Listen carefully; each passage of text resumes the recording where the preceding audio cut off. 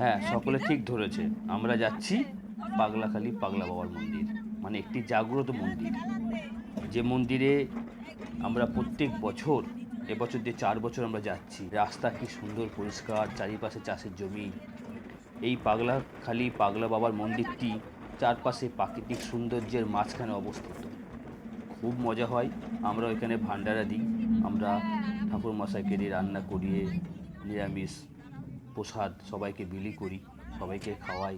খুব ভালো লাগে। একটি সুন্দর পরিবেশে মন্দিরটি। আর এর ঠিক পাশ দিয়েই বয়ে চলেছে পালদা নদী।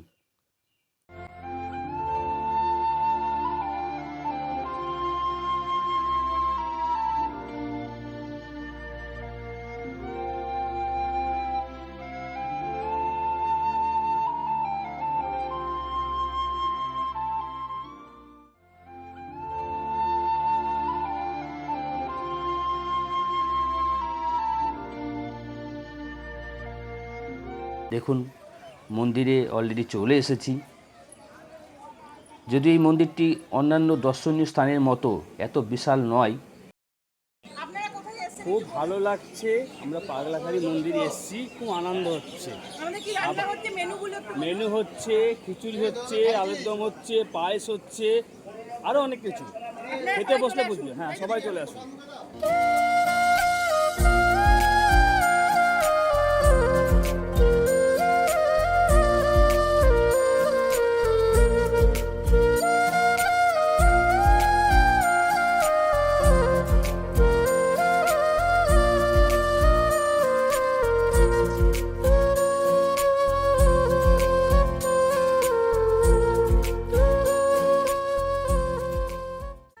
আমি মন্দিরটি ঘুরেও দেখাচ্ছি। অনেক দূর দূরান্ত থেকে প্রচুর মানুষ এই মন্দিরে পুজো দিতে আসে। খুব জাগ্রত মন্দির। কেউ যদি না এসে থাকে মন্দিরে একবার আসুন, খুব ভালো লাগবে, খুব ভালো লাগবে। এই পাগলাখালির ইতিহাস আছে। এই মন্দিরটি এই এলাকার মানুষের কাছে অত্যন্ত পবিত্র এবং পবিত্র স্থান। সারা বছর ধরে এই অঞ্চল থেকে তীর্থযাত্রীরা এই মন্দিরে আসেন। সকলে এইখানে পাগলা বাবার পূজা করতে আসেন। কথিত আছে যে প্রতি পবিত্র রাতে ভগবান শিব এখানে তাণ্ডব নৃত্য পরিবেশন করতেন। এই কারণেই সন্ধ্যার পর কেউ মন্দিরে থাকেন না এবং সন্ধ্যার পর পুরো এলাকা জনশূন্য হয়ে পড়ে। हर हर वैद्यनाथ शंभो काशी विश्वनाथ गंगे, काशी विश्वनाथ गंगे सदाशिव पार्वती संगे। हर हर भूतनाथ शंभो काशी विश्वनाथ गंगे, हर हर वैद्यनाथ शंभो। আমাদের রান্নার জায়গা এটা করা হয়েছে, এখানে রান্না করা হচ্ছে।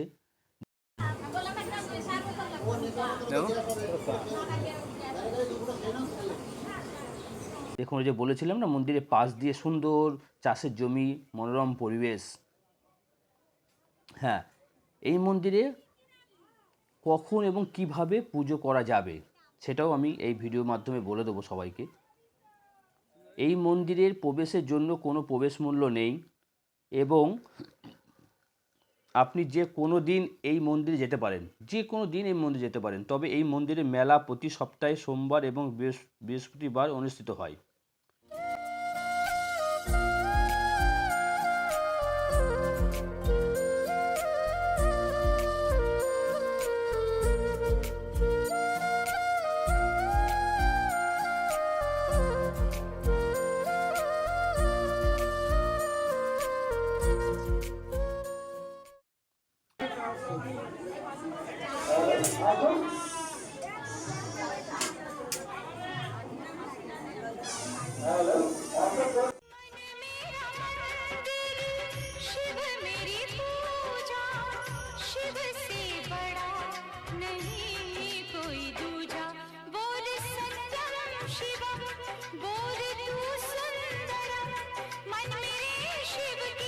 महिमा के गुण गा मन मेरा मंदिर शिव मेरी पूजा शिव से बड़ा नहीं कोई दूजा बोल सत्यम शिवम बोल तू सुंदरम मन मेरे शिव की महिमा হ্যাঁ, তবে যেটা বলছিলাম, এই মন্দিরে মেলা সপ্তাহে সোমবার এবং বৃহস্পতিবার অনুষ্ঠিত হয়। যদিও কাছাকাছি কোনো বড় মিষ্টির দোকান বা প্রসাদের কোনো দোকান নেই, তবুও আপনি মন্দিরের প্রাঙ্গণে পূজা সম্পর্কিত জিনিসপত্র কিনতে কিছু ছোট দোকান খুঁজে পেতে পারেন। আমার সোনামা খেলা করছে, আমার মায়ের জন্য সব কিছু।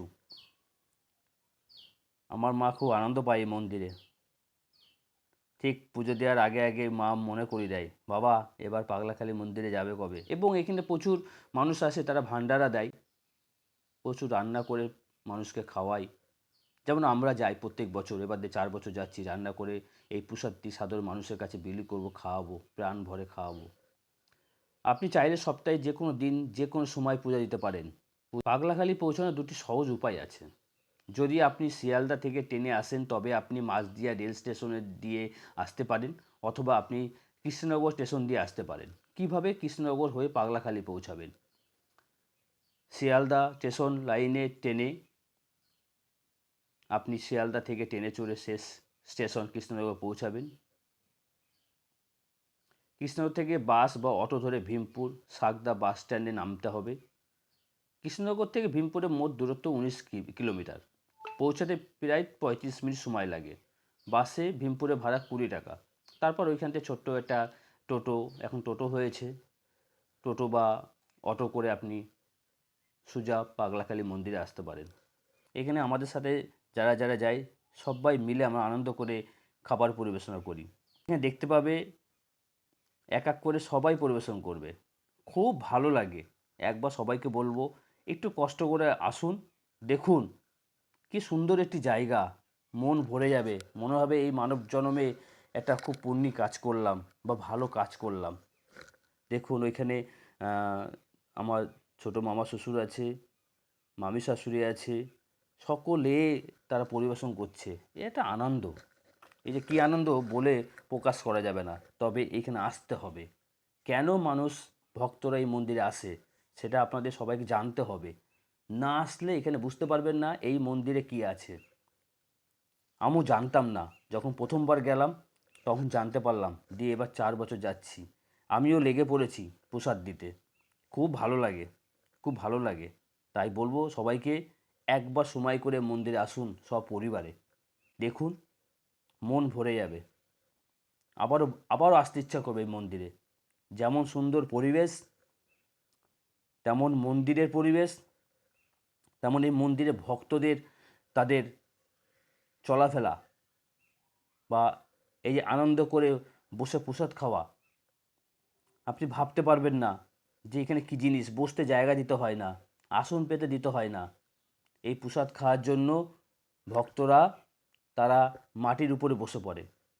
ধুলোবালি এদের কাছে কিচ্ছু না, এটা যেন মহাপ্রসাদ। আমি দিচ্ছি, মানুষে এমনভাবে প্রসাদ চাইছে যেন মনে হচ্ছে যে কড়াই কড়াই ভর্তি করে প্রসাদ সারা দিন ধরে দিয়ে যায়, কিন্তু সেটা হয় না। এই যে আমাদের অলরেডি সব কমপ্লিট হয়ে গেছে, দেওয়া হয়ে গেছে, বাসন মাজা হয়ে গেছে। আমরা যেই জায়গাটা প্রসাদ দেবো বলে রান্না করতে বসেছিলাম সেই জায়গাটা পরিষ্কার করে জল দিয়ে ধুয়ে আমরা রেডি করে দিয়ে যাই, যাতে আগামী দিন কেউ আসলে জায়গাটা পরিষ্কার পায়।